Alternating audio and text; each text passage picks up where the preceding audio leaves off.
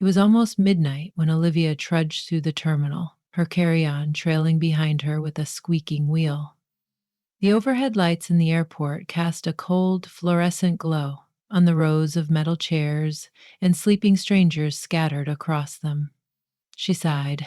Another canceled flight. She could still hear the pilot's voice from earlier in the evening. Unfortunately, the snowstorm has intensified beyond safe flying conditions. We regret to inform you that the flight will be canceled and rescheduled for tomorrow morning. This was the third time in 2 weeks that her carefully planned itinerary had fallen through. All she wanted was to make it home to see her father, who was recovering from surgery. As she looked around the near deserted lounge, Olivia spotted a cluster of people waiting in a long line at the customer service desk. Most seemed half asleep or entirely frustrated, phones pressed to their ears, likely rebooking or complaining. Part of her wanted to join them, but she doubted standing in that line would help. The airport staff had already announced there would be no flights out until the storm cleared. She heard grumbling from a red dime woman who was missing an important meeting in the morning, and behind her, a man trying to reassure a traveling companion who was on the verge of tears. Olivia decided to find a quiet corner near the large windows that faced the runway. Outside, thick snow fell so briskly it almost obscured the planes from view. She parked herself in a vacant seat, placed her carry-on in front of her, and rested her chin on her hand. Tired, hungry, and a bit lonely, she began checking her phone for updates. Nothing. Just a barrage of weather advisories and a text from her mom saying, "Stay safe, keep us updated." Lifting her gaze from the phone, she noticed a young man trudging in her direction. He was pulling a battered guitar case in one hand and a small duffel bag in the other. His curly hair was slightly disheveled, and shadows hung beneath his eyes. When he reached the row of seats next to Olivia, he let out a sigh that spoke of equal parts fatigue and relief at having found somewhere relatively quiet. He dropped into a seat, setting the guitar case carefully at his feet. They sat in mutual silence for a few moments, neither wanting to intrude. Eventually, Olivia's eyes flicked toward the guitar. "A long night, huh?" she asked softly, offering a sympathetic smile that she hoped might ease the tension. He nodded. "Longer than I expected," he replied. "Thought I'd be halfway to Redmond by now, but here I am." Cautiously, he smiled back. "I'm Jacob, by the way." "Olivia," she said, extending her hand. Her fingers were unexpectedly cold, and Jacob gave them a little squeeze before letting go. "So, the storm ruined your travel plans too?" "Yeah, I have a gig tomorrow night," Jacob said, patting the guitar case. "An old friend was expecting me. Looks like I'll be late." He looked outside, shaking his head at the swirling white flakes. "This storm doesn't seem like it's stopping anytime soon." Olivia nodded and tucked a strand of light brown hair behind her ear. She had always been fascinated by musicians, the way they gave life to an empty space through notes and chords. "Well, I guess we're stuck here together," she said. "Might as well get comfortable." The overhead announcements crackled, reminding stranded travelers to seek accommodations or cots for overnight stays. The airport had set up a corner with some threadbare blankets and fold-away cots. However, even from where they sat, Olivia could see most were already taken, marked with backpacks and jackets. Jacob made a face that conveyed mild disappointment.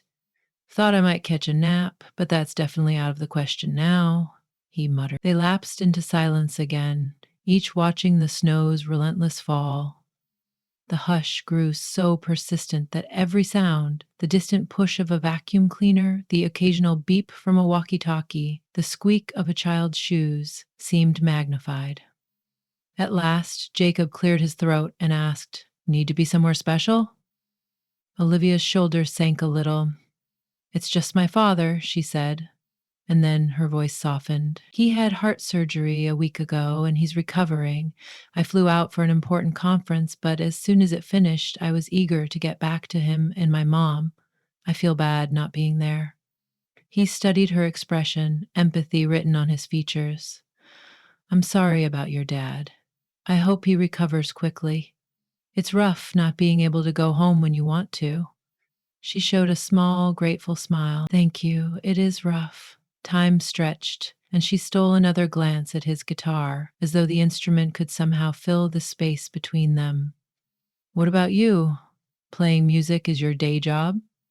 A chuckle escaped him. If only it were that glamorous. No, I mostly just pick up gigs on weekends at bars, small local events. Working at a coffee shop during the week keeps me afloat while I chase the dream of writing songs and maybe finding some success. Right now, I make just enough from playing to gas up my car and keep the dream alive. Olivia propped her chin on her palm, intrigued. Sounds like a tough road, but also, well, kind of exciting. Where are you headed exactly? I got invited to perform at a friend's restaurant. It's nothing major, but she wanted to feature local songwriters. She moved out there a year ago, so it's a chance for a bit more exposure. He ran a hand through his untamed curls. I've been putting all my energy into writing new material, but I end up scrapping most of it. Perfectionism is great until it paralyzes you. Her eyes lit up. I used to write poetry in high school. I totally get what you mean about feeling paralyzed by your self criticism. Just then, an abrupt clang made them both jump. A weary maintenance worker was dragging a metal cart across the tiled floor. The sound reverberated off the vaulted ceiling, momentarily driving their conversation to a halt. When it grew quiet again, Olivia and Jacob laughed out loud at their startled reactions. They soon realized they were hungry, as neither had eaten much that day due to the chaos of delayed flights. Looking around for options, they saw that most food vendors had closed hours ago. Only one small cafe remained open, though it looked ready to shut down at any moment. Exchanging uncertain glances, they rushed over before the cafe could turn off its lights. They managed to snag the last prepackaged sandwiches and 2 bottles of water. It wasn't a gourmet feast, but it beat hunger. Finding a new spot near a window, they settled in to share their makeshift meal. Olivia unwrapped a turkey sandwich while Jacob peeled back the cellophane from a ham and cheese. They clinked their water bottles in a playful gesture of cheers and took their first bites. In the quiet of the airport, the rustle of plastic wrapping and the low hum of overhead announcements felt strangely intimate. Jacob swallowed his first bite and said, "So, if you used to write poetry, what made you stop?" She sighed, meeting his gaze. "Life, I guess. In college, I decided to pursue marketing because it felt more stable. Then I started climbing the corporate ladder. Poetry got relegated to the hobby pile, and eventually, I hardly touched it at all." He nodded as if he understood every word. "Music's done that to me too. Become this side thing whenever life takes over. But if it's in you, it always calls you back." A gentle flush warmed Olivia's cheeks. No stranger had ever taken such interest in her fleeting hobbies. She felt a sudden urge to share more, to open up in a way she rarely did. Something about their predicament, two strangers, stranded in a place that felt like limbo, made it easier to speak freely. "When my dad got sick, it really shook me," she said quietly.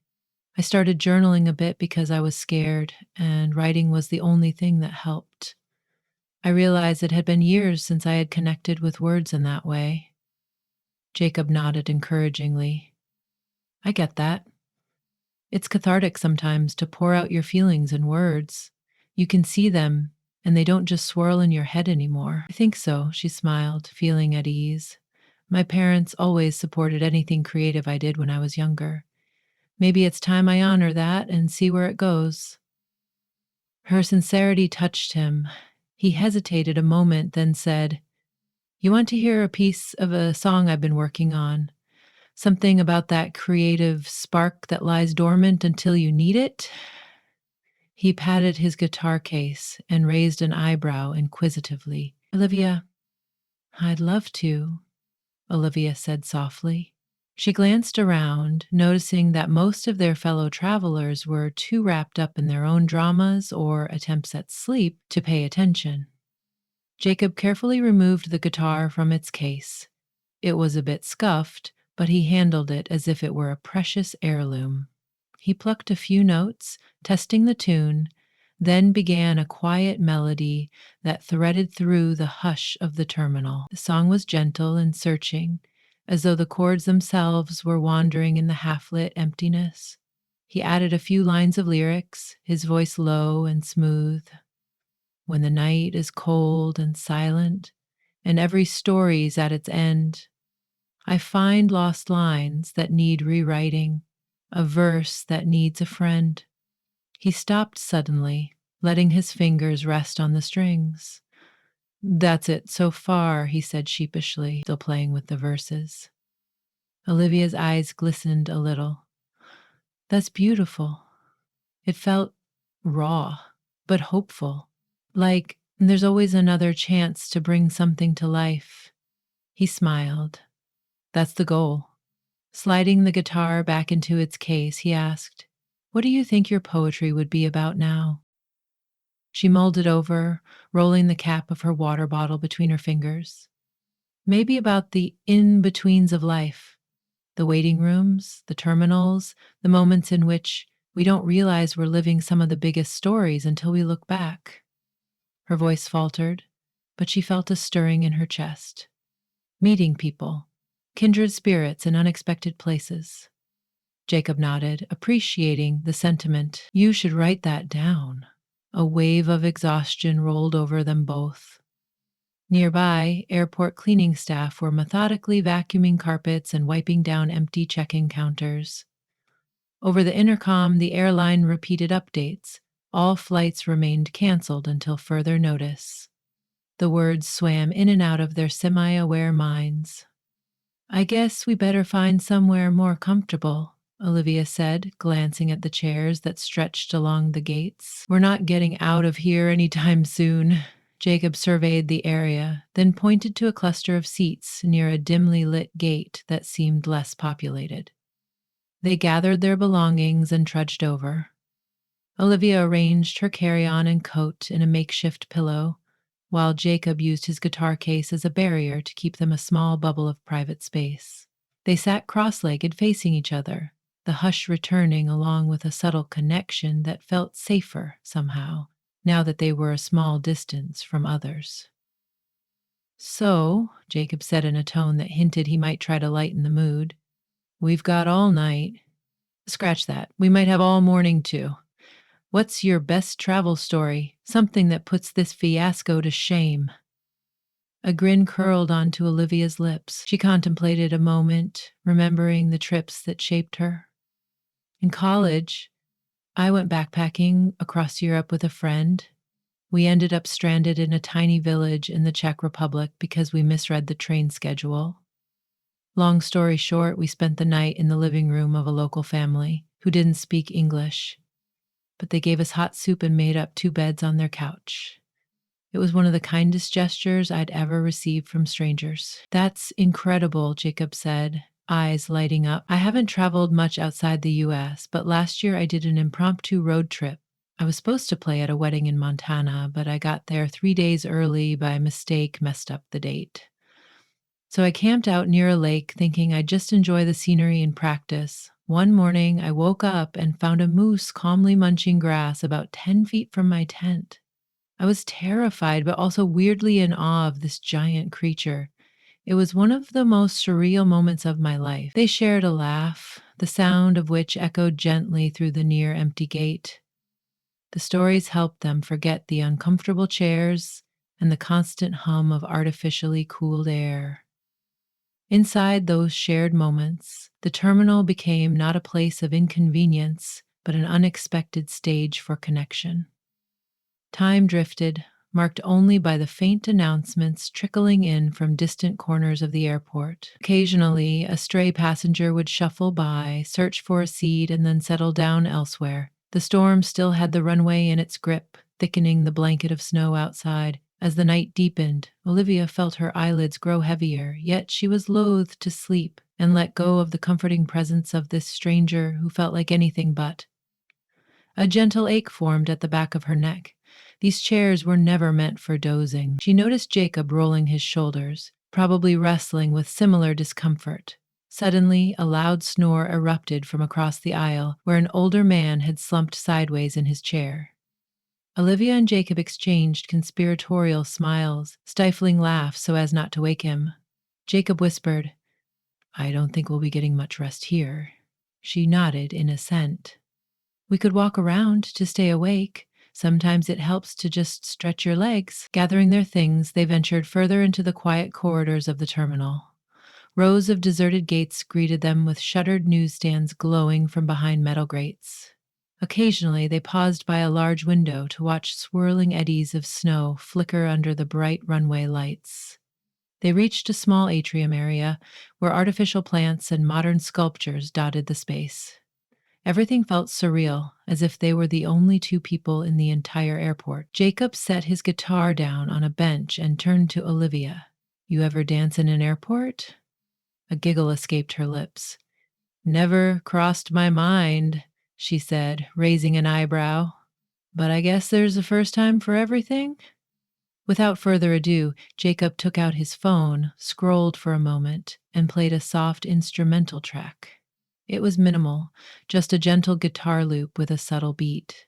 He muted the volume so it wouldn't echo too loudly. Then, in a playful gesture, he offered his hand to Olivia. Her cheeks flushed, but there was something irresistible about his invitation. The tension of the day and the exhaustion from her worries made her willing to do something a little silly, maybe even romantic.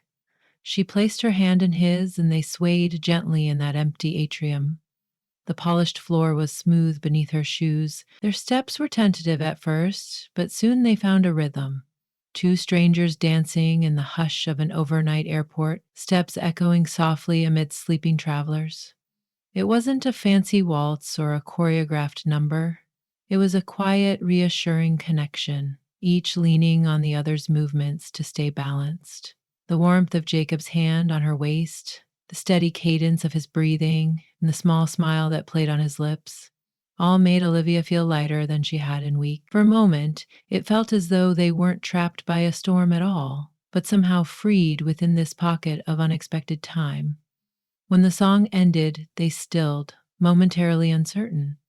Jacob let out a breath he'd been holding and said, "I guess we can check dancing in an airport off our bucket lists." "Absolutely," Olivia replied, her heart fluttering. "Thank you for that." They made their way back to their seats. The airport lights flickered slightly, as if acknowledging the late hour. Sinking into the chairs, they both closed their eyes for a few precious moments. Olivia drifted in and out of a light doze, buoyed by the strangely comforting sounds of rubber wheels on tile as a nighttime staffer walked by, the faint hum of electricity running through overhead panels, and Jacob's measured breathing beside her. Shortly after dawn, the airport began to stir. The current of travelers picking up coffee, scanning the flight boards, and searching for open restrooms lent the space a renewed sense of urgency. Olivia blinked awake, stretching her stiff limbs. Jacob rubbed his eyes and glanced around, momentarily disoriented by the bustle that replaced the night's hush. Outside, snowplows trundled across the runways, pushing aside the accumulated drifts. The overhead boards flashed new departure times, and the intercom provided updated flight schedules. Bulletins suggested that some flights might resume within a few hours, depending on the continued progress of clearing ice and snow. "That's a good sign," Jacob murmured, nodding toward the flurry of morning activity. "We might actually be able to get out of here soon." Olivia offered a small, nonetheless genuine smile. "Yeah, we might." They walked together to the main concourse, heartened by the smell of fresh coffee from a reopened cafe. The line was already building. Jacob tugged gently at Olivia's sleeve, pointing to a smaller coffee stand to the side where only two people waited. They hopped in line, stepping aside as staff wiped down the counters. While they waited, Jacob said, "When you get home and your father's well, do you think you'll pick up the pen again? Continue the poetry?" She looked at him, heart touched by the earnestness of the question. "Yes," she replied, straightening her posture with resolve. "I think I will. Life is too short not to do what you love, even if it's just a little at a time." He grinned, his cheeks rounding. "Music's the same way for me. I don't want to let it drift out of my life." They ordered their coffees, adding muffins to their trays. Settling at a small table, they savored the warmth of the drink. Olivia couldn't help noticing the way Jacob's eyes lit up whenever he talked about his songs. In the morning light, she could see flecks of gold in his irises. Midway through their breakfast, an announcement sounded overhead. Attention passengers on flight 3025 to Redmond. Your plane has been rescheduled for an 11 o'clock IM departure. Please proceed to gate A6 for updates. Jacob set down his paper cup and looked at Olivia. That's me. She nodded, a flood of conflicting emotions unexpectedly washing over her. She was happy for him.